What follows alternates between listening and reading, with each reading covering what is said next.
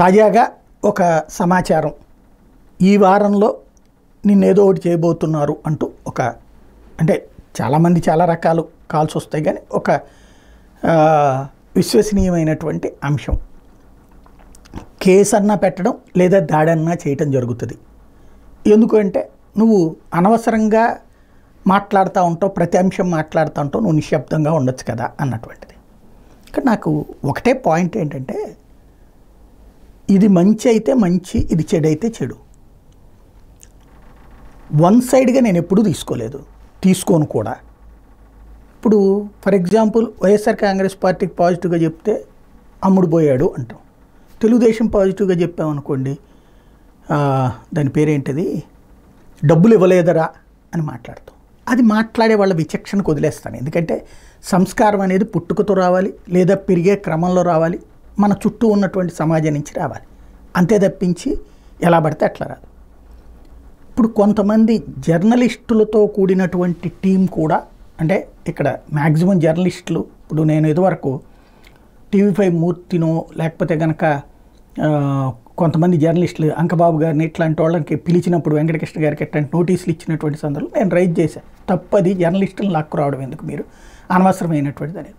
అప్పుడు చాలామంది వైసీపీ వాళ్ళు కామెంట్ చేశారు, మీరు వెనకేసుకుని వచ్చుకుంటారు, మీరు ఏమైనా మాట్లాడచ్చు అని.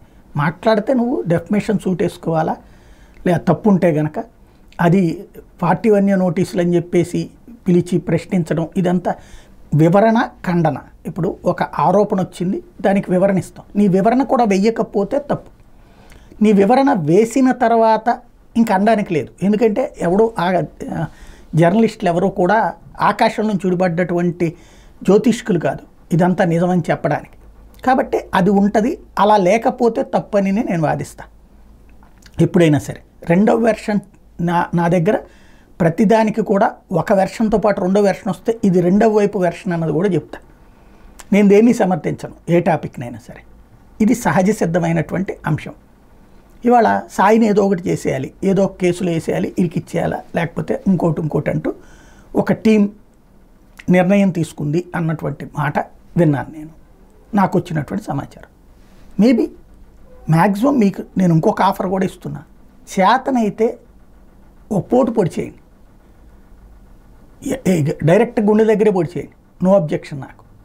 ఎందుకంటే పెద్దగా ఫీల్ కాదు, నేను చెయ్యగలిగింది మ్యాక్సిమం సొసైటీకి చేస్తున్నా. నచ్చకపోవచ్చు. సొసైటీలో భగవంతుడి నిర్ణయాన్నైనా సరే క్వశ్చన్ చేసినటువంటి సమాజం మంది. అలాగే మంచి చెడు అనేటటువంటిది ఒక్కొక్కరికి ఒక్కొక్క దృక్పథం ఉంటుంది. నేను చేస్తున్నటువంటి పని ఒకటే, జర్నలిజం అనేటటువంటిది ఏదో ఒక పార్టీ లాయలిస్టులుగా మారుతున్న రోజులలో సాధ్యమైనంత నేను చేస్తున్నది ఉడత సాయం అంతే, ఒక చిన్ని ప్రయత్నం. ఇదిగో ఇది సమాచారం, ఇదిగో వీళ్ళ వెర్షన్ ఇది, వీళ్ళ వెర్షన్ ఇది. అదే సందర్భంలో నా విశ్లేషణ కొన్నిటి మీదనే పెడుతుంటా, అది పూర్తి సమగ్రత స్పష్టత ఉన్నప్పుడు పెడుతుంటా. అదే సందర్భంలో సామాజిక బాధ్యత నా ప్రధానమైన ఉద్దేశం. సొసైటీ ఒక రెస్పాన్సిబుల్గా ఉండాలి. దాంట్లో తప్పు ఎవరు చేసినా సరే ఇది తప్పని మాట్లాడగలగాలి. అదే సందర్భంలో తప్పుని కవర్ చేస్తుంటే ఇదిగో ఇట్లా కవర్ చేస్తున్నారని మాట్లాడతా. అదే సందర్భంలో తప్పుని వెనకేసుకొచ్చినటువంటి ప్రయత్నం నేను ఏనాడూ చేయలేదు. అది అభిప్రాయ విభేదం ఉండొచ్చు, కానీ ఎప్పుడూ కూడా ఇదే కరెక్ట్ అన్నటువంటి వాదన కాదు, ఇది రెండవ వాదన కూడా అని చెప్తాను. ఇది నాకున్నటువంటి అలవాటు. అట్లాగే ఫస్ట్ సొసైటీ రెస్పాన్సిబిలిటీ చూస్తా, రెండవది దేశం రెస్పాన్సిబిలిటీ చూస్తా. ఈ రెండిటి కోణంలో నా అభిప్రాయాలతో విభేదించే వాళ్ళు ఉండొచ్చు, విమర్శించే వాళ్ళు ఉండొచ్చు, దూషించే వాళ్ళు ఉండొచ్చు.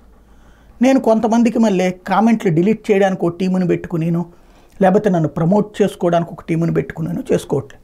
నా కష్టం నేను పడుతున్నా. పొద్దున్నే 4 గంటల నుంచి రాత్రి 10:30 దాకా సాధ్యమైనంత ప్రయత్నం చేస్తున్నా. దాంతో ఓ ముద్ద తింటున్నా.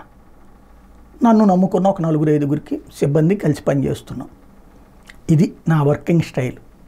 అయినా సరే లేదు మాకు దాసోహం అనకపోతే ఏదో ఒకటి చేస్తాం అంటారా?